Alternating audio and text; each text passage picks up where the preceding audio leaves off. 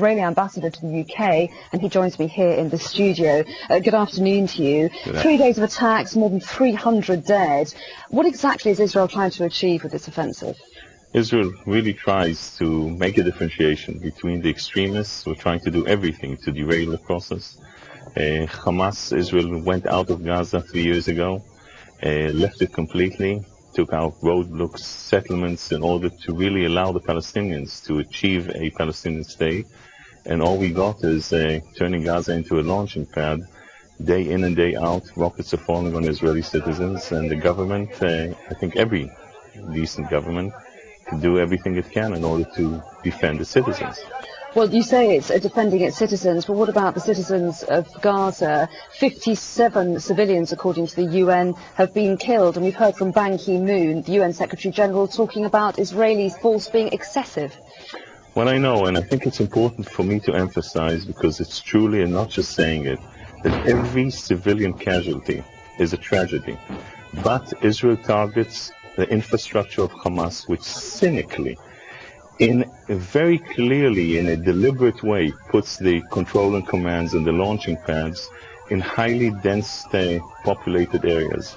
And if someone puts a missile inside his basement, he shouldn't be surprised, although a civilian, that he is a legitimate target. When will you stop?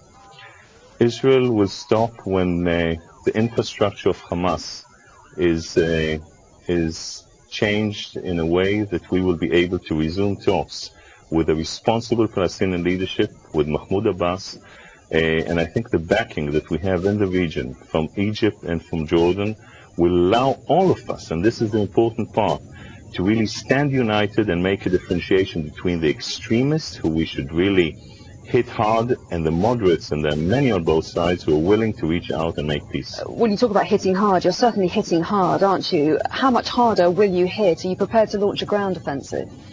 I think we went out of Gaza not in order to return to Gaza, so we'll try and do everything we can in order to stop Israeli citizens and cities being bombarded from Gaza.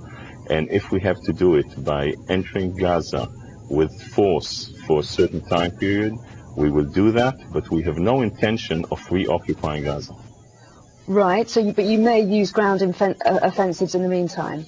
We might, because we would like, in the sense, to hit what we're trying to do, the infrastructure of Hamas.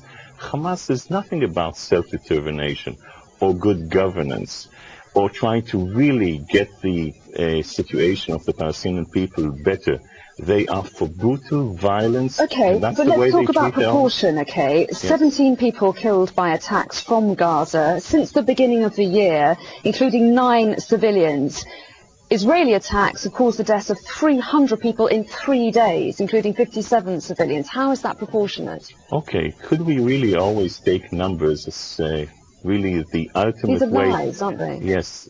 Is it really the moral, does it show a moral significance? For example, nearly 30,000 civilians, Taliban in Afghanistan, were killed by NATO forces with less than 100 civilian casualties. Does it make the Taliban morally superior to NATO forces? The answer is no.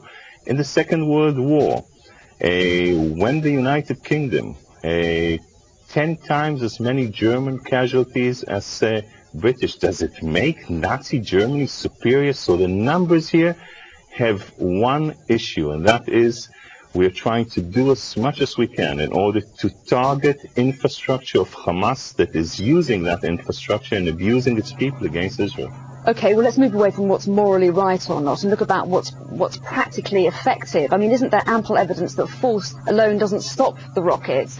There was a major ground offensive nearly a year ago, and it never stopped the rocket fire completely. This isn't actually going to work, is it? Here we're in sync. We feel that the military alone will not solve anything. That's why we're engaging, and we're engaged with a serious, moderate Palestinian leadership. Hamas itself treated its own brothers and sisters in Gaza in an appalling way. They are a terrorist organization. Now the question is, what do you do when you're bombarded day in and day out? How does a government defend its civilians? And I feel that if we are successful, the world, in really marginalizing the extremists and empowering the moderates, we will be able to move forward in the peace process. How do you know that Hamas is deliberately targeting Israeli citizens? How do I know? Israel has left Gaza in 2005. No roadblocks, no settlements, no Israelis are there. And they have shot 8,000 rockets. 8,000, I'll repeat the number because it's hard for people to understand. To mainland Israel, to cities. Now, as we speak, 250,000 Israelis in Ashdod and Ashkelon are under Hamas attack. All they have to do is stop it. We have no intention. We went out of Gaza. You went out of Gaza, but you still control the airspace, you control the maritime approaches. There's an effective blockade so that the people of Gaza can't lead a decent life, can they? They've got intermittent electricity, they can't run normal businesses, they're reliant on UN food aid. You may have withdrawn your soldiers, but that's, on a practical level, pretty irrelevant.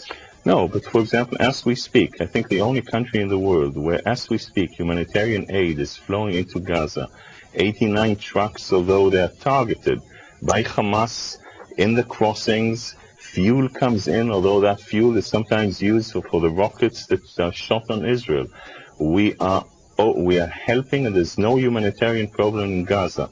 And by the way, just for your listeners and viewers to know, that aid that was supposed to come, humanitarian aid from Gaza, Hamas stopped it from Egypt.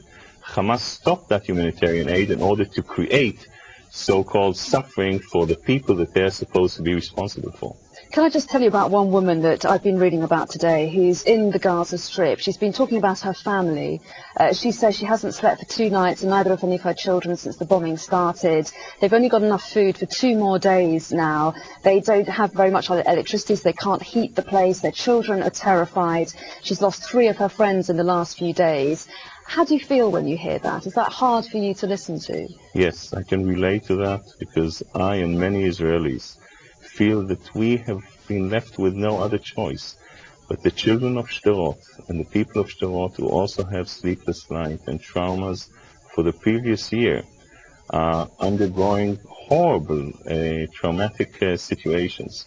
So tragedies on both sides are there because the leadership and Hamas's leadership is leading both sides to a tragedy. We have to make a point that we will work and really empower the moderates, because there are many on both sides who really want to achieve peace. And we are there, and we know as Israelis that the only way to move forward is to achieve peace in the region. Okay, Ban Ki-moon, the UN Secretary General, has called for immediate ceasefire. Will there be an immediate ceasefire? Look, Hamas stopped the ceasefire. We're trying to change the security arrangements in order for Israel and the citizens of Israel not to be hostage to some Hamas leadership. So the answer to that is security arrangements, yes. Hopefully will lead to a different arrangement in the future. Ron Prosor, Israeli Ambassador to the UK, we appreciate your time. Thank you. Thank you. And just to let you know that we will be speaking to a senior Hamas figure just after 6:30 tonight, so do stay with us for that. Now,